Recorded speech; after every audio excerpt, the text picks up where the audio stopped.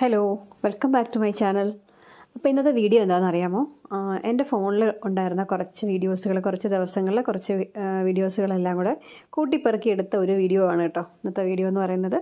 അപ്പോൾ ഇതൊരു വീക്കെൻഡിലാണ് സ്റ്റാർട്ട് ചെയ്യുന്നത്. എൻ്റെ ഒരു ഡാൻസ് ക്ലാസ്സിൻ്റെ ആണ് ഫസ്റ്റ് വരുന്നത്. അപ്പം ഡാൻസ് ക്ലാസ്സിന് പോയി. അതിനുശേഷം അവിടെ ഒരു കൊറിയോ നടക്കുന്നുണ്ടായിരുന്നു. കൊറിയോ ഒക്കെ കണ്ടങ്ങനെ ഇരിക്കുകയായിരുന്നു. ഇത് നമ്മുടെ എം സ്റ്റുഡിയോ ആണ് കേട്ടോ. നമ്മുടെ ട്രിവാൻഡ്രത്ത് തിരുമലയിലാണ് എം സ്റ്റുഡിയോ ഉള്ളത്. അവിടെയാണ് ഞാൻ പഠിക്കുന്നത്. അവിടെ നമ്മുടെ ഓണറുടെ പേര് മനോജ് മോസസ് എന്നാണ്. മനോജിന് കുറച്ച് പേർക്കെങ്കിലുമൊക്കെ അറിയാമെന്ന് വിചാരിക്കുന്നു. നമ്മുടെ മലൈക്കോട്ടെ വാലിഭൻ എന്ന് പറഞ്ഞിട്ട് മോഹൻലാലിൻ്റെ സിനിമയിൽ, ലാലേട്ടൻ്റെ സിനിമയിൽ ലാലേട്ടൻ്റെ അനിയനായിട്ട് അഭിനയിക്കുന്ന, ബ്രദറായിട്ട് അഭിനയിക്കുന്ന ക്യാരക്ടർ ചെയ്തിരിക്കുന്നത് മനോജാണ്.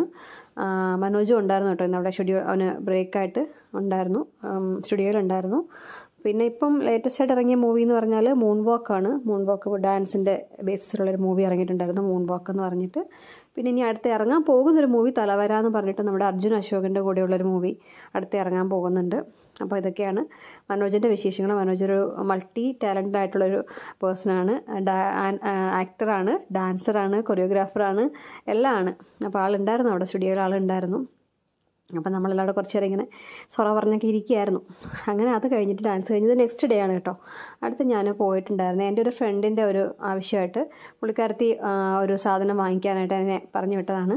ഇത് ഓണവില്ലെന്ന് പറയും. ഓണവില്ലെന്ന് വെച്ചാൽ നമ്മുടെ ട്രിവാൻഡ്രത്ത് പത്മനാഭസ്വാമി ക്ഷേത്രത്തിൻ്റെ അടുത്തൊക്കെ എപ്പോഴും കിട്ടേണ്ട ഒരു സാധനമാണ് ഓണവില്ല്. ഇത് ഓണവില്ല് ഫാമിലിയാണ് കേട്ടോ ഈ കാണുന്ന. അവരുടെ വീടും അവിടെ അടുത്തൊരു ക്ഷേത്രം, അവരുടെ തൊട്ട് ചേർന്നൊരു ക്ഷേത്രമൊക്കെ ഉണ്ട്. അപ്പോൾ ഇതെല്ലാം അവിടെ ചേർന്നിട്ട് അവിടെയാണ് ഈ ഓണവില്ല് ഉണ്ടാക്കി കൊടുക്കുന്ന ഒരു സ്ഥലമാണത്. എൻ്റെ വീടിന് വളരെ അടുത്തായിട്ടാണ് ഇതുള്ളത്. എനിക്ക് പക്ഷേ അറിയില്ലായിരുന്നു. എൻ്റെ ഫ്രണ്ട് ഗൾഫിലാണ്, പുള്ളിക്കാരത്തി അവിടെ അബ്രോഡാണ് സെറ്റിൽഡ് ആയിരിക്കുന്നത്. അപ്പോൾ അവൾ അവിടെ നിന്ന് തപ്പിപ്പിടിച്ച് കണ്ടുപിടിച്ച് എൻ്റെ അടുത്ത് ഇതൊന്ന് പോയി വാങ്ങാമോ എന്ന് ചോദിച്ചിട്ടുണ്ടായിരുന്നു. അങ്ങനെ ഞാൻ അവർക്ക് വേണ്ടിയിട്ട് വാങ്ങാൻ വേണ്ടി പോയതാണ് കേട്ടോ. അപ്പോൾ എടുത്ത ക്ലിപ്പിങ്സാണിത്. ഈ നിൽക്കുന്ന പുള്ളിക്കാരനാണ് ഇതിൻ്റെ ഓൾ ഇൻ ഓൾ ആണ്. പുള്ളിയും പുള്ളിയുടെ ബ്രദറും കൂടെയൊക്കെ ഈ നമ്മൾ നെറ്റിപ്പട്ടവും മറ്റേ ഈ ഓണവിലുമൊക്കെ അങ്ങനെ കുറച്ച് വ്രതമൊക്കെ എടുത്ത് വളരെ പവിത്രതയോടുകൂടി ചെയ്യുന്ന കാര്യങ്ങളാണ് കേട്ടോ. അപ്പോൾ ഞാൻ ആദ്യമായിട്ടാണ് ഈ സംഭവം കാണുന്നത്. അപ്പോൾ കുറച്ച് കാണാത്ത ആളുകൾക്ക് വേണ്ടിയിട്ട് നിങ്ങളിലൂടെ എത്തിക്കാമെന്ന് വിചാരിച്ച് അങ്ങനെ അതിനുശേഷം ഞാനിത് കൊണ്ടുപോയി അവർക്ക് ഡെലിവറി ചെയ്തു. അപ്പം പുള്ളിക്കാരത്തെ ഹസ്ബൻഡ് പുറത്തുനിന്ന് വരുന്നുണ്ടായിരുന്നു. അപ്പം ആളെ പിക്ക് ചെയ്യാൻ വേണ്ടി അവർ എയർപോർട്ടിൽ വന്നപ്പോൾ ഞാൻ കൊണ്ട് കൊടുത്തിട്ടുണ്ടായിരുന്നു ഇത്. അതിനുശേഷം അവർ വീണ്ടും ട്രിവാൻഡ്രത്തേക്ക് വീണ്ടും വന്നു ഒരു ദിവസം ഞങ്ങളുടെ കൂടെ ഒന്ന് സ്പെൻഡ് ചെയ്യാനൊക്കെ ആയിട്ട്, ടൈം സ്പെൻഡ് ചെയ്യാനൊക്കെ ആയിട്ട്. അങ്ങനെ ഞങ്ങളൊന്ന് പുറത്തൊക്കെ പോയി, ഔട്ടിങ്ങിനായിട്ടൊന്ന് പുറത്തൊക്കെ പോയി, ലുലുലൊക്കെ ഒന്ന് പോയി കറങ്ങി എല്ലാം കഴിഞ്ഞിട്ട് ഞങ്ങൾ ഇത് വേളി ടൂറിസ്റ്റ് വില്ലേജ് ആണ് കേട്ടോ, അവിടേക്ക് വന്നു. ഞാൻ സത്യം പറഞ്ഞാൽ അവർ വന്ന ഒരു എക്സൈറ്റ്മെൻറ്റിൽ, എൻ്റെ കുഞ്ഞു ഭാവിയാണ്, അവളുടെ മോളാണ്, ഇളയ മോളാണ് എൻ്റെ കയ്യിരിക്കുന്നത്. അപ്പം വന്ന ഒരു എക്സൈറ്റ്മെൻറ്റിൽ സത്യം പറഞ്ഞാൽ വീഡിയോസൊക്കെ എടുക്കാൻ ഞാൻ മറന്നേ പോയിട്ടുണ്ടായിരുന്നു. അങ്ങനെ ഒന്നും ഞാൻ എടുത്തിട്ടുണ്ടായിരുന്നില്ല. ഇത് നമ്മൾ വേളി ടൂറിസ്റ്റ് വില്ലേജിൽ എത്തിയപ്പോഴത്തേക്കിന് ചേട്ടൻ എടുത്ത് തന്ന കുറച്ച് ക്ലിപ്പിങ്സാണ് ഈ കിടക്കുന്നത്. ഇതാണ് മോള്, കൺമണി എന്നാണ് നമ്മൾ വിളിക്കുന്നത്.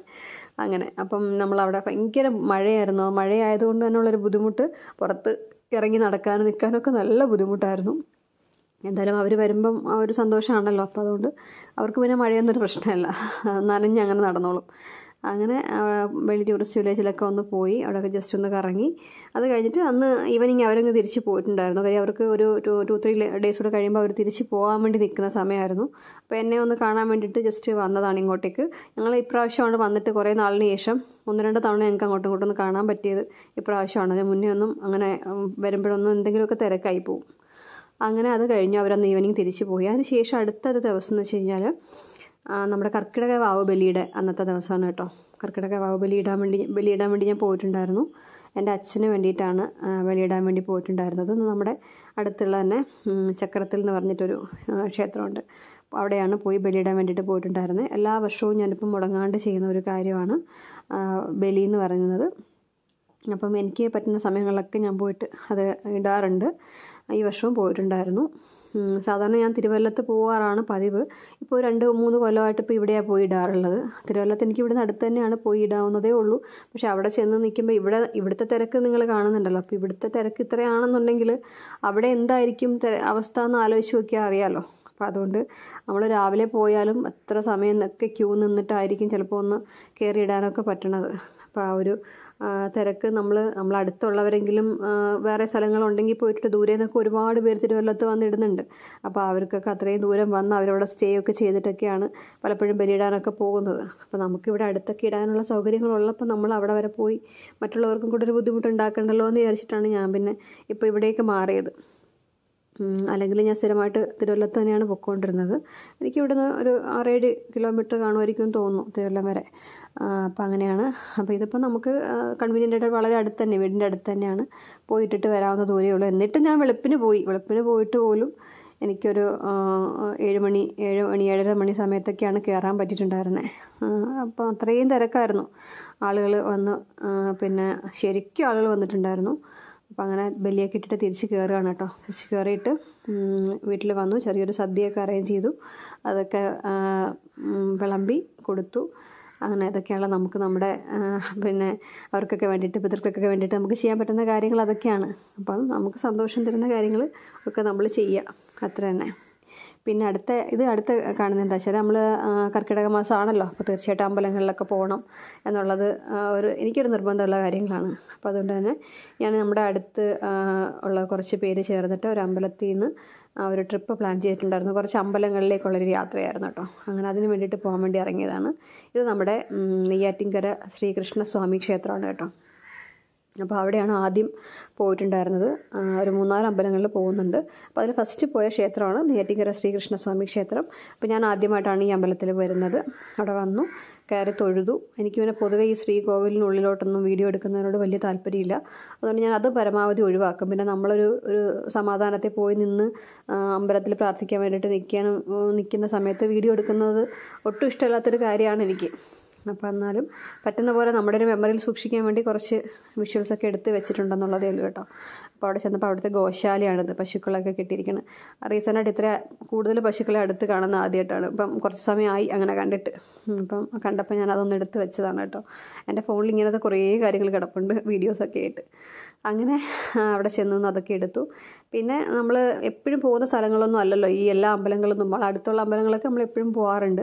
പക്ഷെ ദൂരോട്ടൊക്കെ നമ്മൾ എപ്പോഴും പോകാത്തത് കൊണ്ട് തന്നെ എന്താണെന്ന് വെച്ചാൽ, എനിക്ക് ഒരു മെമ്മറി എന്ന പോലെ നമ്മൾ എല്ലാം ഒന്നും എടുക്കാൻ പറ്റില്ലെങ്കിൽ കുറച്ച് എന്തെങ്കിലുമൊക്കെ എടുത്ത് വെക്കുന്ന ഒരു ശീലം എനിക്കുണ്ട്.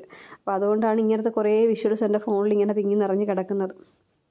അപ്പോൾ അതൊക്കെ കൂടി ഇങ്ങനെ കൂട്ടിയിട്ട് കഴിഞ്ഞാൽ നമുക്ക് നാളെ ആയാലും കാണാമല്ലോ എന്നൊക്കെ ഒരു സന്തോഷത്തിന് വേണ്ടിയിട്ടാണ് അങ്ങനെ വെച്ചിരിക്കുന്നത്. അപ്പോൾ അങ്ങനെ ഞങ്ങൾ അവിടെ നിന്ന് ഇറങ്ങി, അമ്പലത്തിൽ നിന്ന് ഇറങ്ങിയിട്ട് ഞങ്ങൾ നേരെ അടുത്ത തൃപ്പരപ്പ് ശ്രീ മഹാദേവ ക്ഷേത്രത്തിലേക്കാണ് കേട്ടോ പോയിട്ടുണ്ടായിരുന്നത്. അപ്പോൾ ആ തൃപ്പരപ്പ് മഹാദേവ ക്ഷേത്രത്തിൽ കയറുന്നതിന് മുമ്പിട്ട് തൊട്ടടുത്ത് തന്നെയാണ് വാട്ടർഫോൾസ് കാര്യങ്ങളൊക്കെ വരുന്നത്. അപ്പോൾ അവിടെ ഒന്ന് ഇറങ്ങിയിട്ട് പോകാമെന്ന് വിചാരിച്ചു, ഒന്ന് ദേഹമൊക്കെ ഒന്ന് നനച്ചിട്ട് പോകാമെന്ന് വിചാരിച്ചു. ചെന്നപ്പോൾ എന്താ ഭയങ്കര നല്ല മഴയെന്ന് വെച്ച് കഴിഞ്ഞാൽ തോരാണ്ട് നിൽക്കുന്ന മഴയാണ്. അപ്പോൾ അതിൻ്റെ കൂടെ അവിടുത്തെ വെള്ളത്തിൻ്റെ ഫോഴ്സ് എന്ന് വെച്ചാൽ ഭയങ്കര ഫോഴ്സിലാണ് വെള്ളം വന്നുകൊണ്ടിരിക്കുന്നത്. നമ്മൾ എത്ര നനയണ്ടെന്ന് വിചാരിച്ചാലും അതിൻ്റെ അടുത്തൊന്ന് പോയി നിൽക്കുമ്പോഴത്തേക്ക് നമ്മുടെ ദേഹമൊക്കെ നനയും. അമ്മാതിരിയാണ് വെള്ളത്തിൻ്റെ ഫോഴ്സ് വരുന്നത്.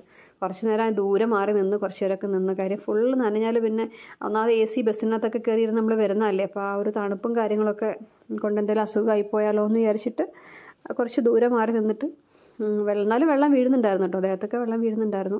പിന്നെ തമിഴ്നാട്ടിലൊക്കെ എനിക്കറിയാൻ വയ്യ, മഴയില്ലാത്തതുകൊണ്ടാണോ അതോ വെള്ളം അധികം അവർക്ക് ഇങ്ങനെ കിട്ടാത്തതുകൊണ്ടാണോ എന്നറിയില്ല, അവിടെ നിന്നുള്ള ആളുകളൊക്കെ ശരിക്കും വന്നിട്ട് വെള്ളത്തിൻ്റെ അടിയിൽ അങ്ങനെ കിടക്കുക, അവർക്കൊന്നും തണുക്കണില്ലയോ എന്തോ എനിക്കറിയില്ല.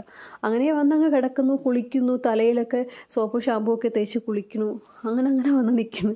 നമ്മളൊന്നും എന്തായാലും അങ്ങനെ ചെയ്യില്ല, എന്നാലും അങ്ങനെ കിടക്കുന്നത്. അപ്പോൾ എനിക്ക് തോന്നി ഇനി അവർക്ക് അവിടെ വെള്ളത്തിൻ്റെ ഒരു ബുദ്ധിമുട്ട് കൊണ്ട് ചിലപ്പോൾ അങ്ങനെ കിട്ടുന്നതുകൊണ്ട് ചെയ്യുന്നതായിരിക്കാം എന്ന് തോന്നുന്നു, എനിക്കറിയില്ല. അങ്ങനെ അവിടുന്ന് നേരെ ഞങ്ങൾ അടുത്ത ക്ഷേത്രത്തിലേക്ക് കയറി കേട്ടോ. മഹാദേവ ക്ഷേത്രമാണ്.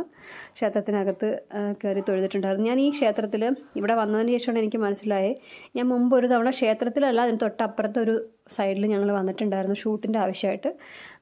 അപ്പോൾ ഇവിടെ വന്ന് കണ്ടപ്പോഴാണ് എനിക്കത് മനസ്സിലായത്. അതിന് മുമ്പ് വരെ നമ്മൾ ഈ ബസ്സിലൊക്കെ വരുമ്പോൾ നമുക്ക് അത്ര പിടുത്തം കിട്ടത്തില്ല, ഇത് എവിടെയാണ് എന്താണെന്നുള്ളതൊന്നും അറിയത്തില്ലല്ലോ. അപ്പോൾ അതുകൊണ്ട് എനിക്ക് ആദ്യം മനസ്സിലായിട്ടുണ്ടായിരുന്നില്ല.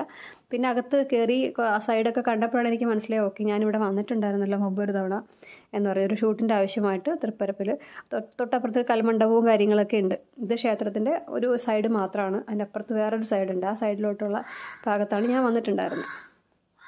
അങ്ങനെ അവിടുന്ന് ഞങ്ങൾ നേരെ അടുത്ത് പോയിട്ടുണ്ടായിരുന്നേ നമ്മുടെ കുമാരകോവിലുണ്ടല്ലോ, തല മുട്ടയടിക്കുന്ന സ്ഥലം, കുമാരകോവിലിൽ പോയിട്ടുണ്ടായിരുന്നു. അവിടുന്ന് നേരെ ഞങ്ങൾ ശുചീന്ദ്രം എന്ന് പറഞ്ഞൊരു അമ്പലത്തിൽ പോയിട്ടുണ്ടായിരുന്നു. ഈ 2 ക്ഷേത്രത്തിലെ ഒരു വിഷ്വൽസും എനിക്ക് എടുക്കാൻ പറ്റിയിട്ടുണ്ടായിരുന്നില്ല. കാര്യം 2ഇടത്തും നമ്മൾ നട അടയ്ക്കുന്ന സമയത്താണ് എത്തിയിട്ടുണ്ടായിരുന്നത്. ഓടിപ്പോയി തൊഴുത് ഇറങ്ങുക എന്നുള്ളൊരു പരിപാടി മാത്രമേ നടന്നിട്ടുണ്ടായിരുന്നുള്ളൂ, വീഡിയോ എടുപ്പൊന്നും നടന്നിട്ടുണ്ടായിരുന്നില്ല. ശുചീന്ദ്രത്താണെങ്കിലും നമ്മൾ ചെന്ന ഉടനെ തന്നെ ശിവേലി കഴിഞ്ഞ് നട അടയ്ക്കാൻ പോകുമായിരുന്നു. അപ്പോൾ ഓടി ചെന്നൊന്ന് കണ്ട് തൊഴുതിട്ട് ഇറങ്ങി എന്നുള്ളതല്ലാണ്ട് ഒന്നിനും പറ്റിയിട്ടുണ്ടായിരുന്നില്ല. അത് കഴിഞ്ഞിട്ട് നേരെ ഞങ്ങൾ കന്യാകുമാരിയിലേക്ക് എത്തിയിട്ടുണ്ട്.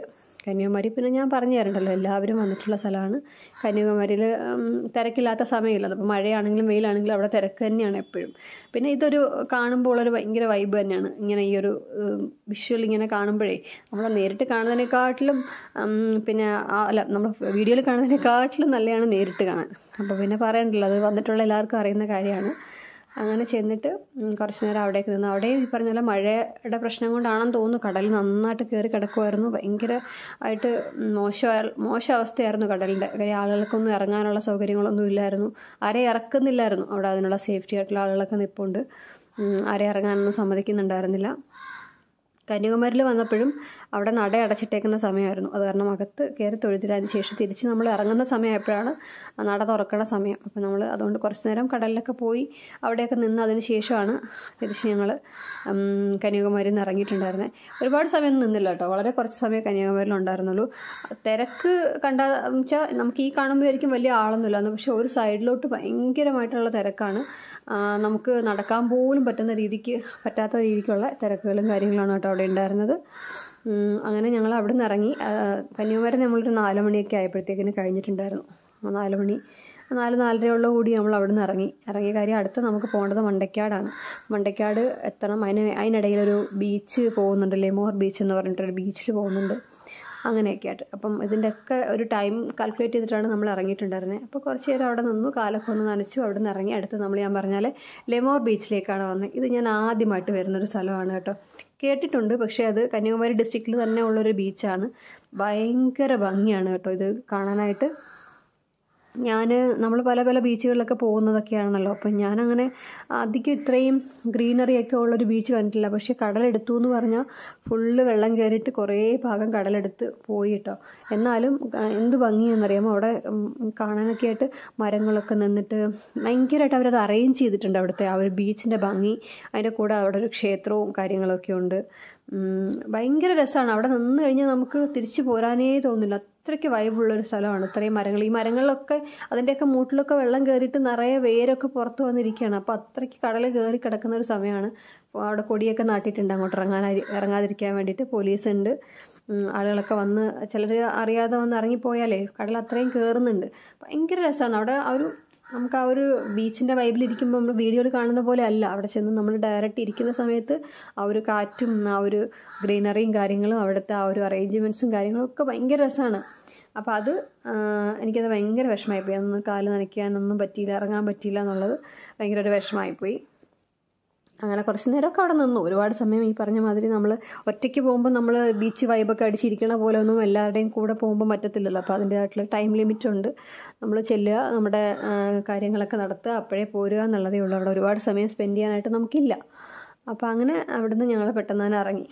കടലിൽ ഇറങ്ങാൻ എന്തായാലും പറ്റില്ല എന്ന് മനസ്സിലായി. പിന്നെ അവിടെ നിന്നിട്ട് കാര്യമില്ലല്ലോ. അങ്ങനെ അവിടെ നിന്ന് ഇറങ്ങിയിട്ടുണ്ടായിരുന്നു. അടുത്ത നമ്മൾ വന്നിട്ടുണ്ടത് മണ്ടയ്ക്കാട് ക്ഷേത്രത്തിലേക്കാണ് കേട്ടോ. അവിടെയാണ് കുറച്ച് സമയം നമുക്ക് സമാധാനമായിട്ട് നിൽക്കാൻ പറ്റിയിട്ടുണ്ടായിരുന്നത്. കാര്യം മണ്ടയ്ക്കാട് ക്ഷേത്രം എന്ന് പറയുമ്പോൾ പിന്നെ ഞാൻ ചെറുതിലേ എന്തോ പോയിട്ടേ ഉള്ളൂ. അതിനുശേഷം ഞാൻ ആദ്യമായിട്ടാണ് മണ്ടയ്ക്കാട് ക്ഷേത്രത്തിലേക്ക് പോകുന്നത്. ഒരുപാട് ചെറുതിലേ പോയതാണ്. പഠിക്കണ സമയത്ത് എന്തോ പോയതാണ്. അതിന് ശേഷം പോയിട്ടേ ഇല്ല.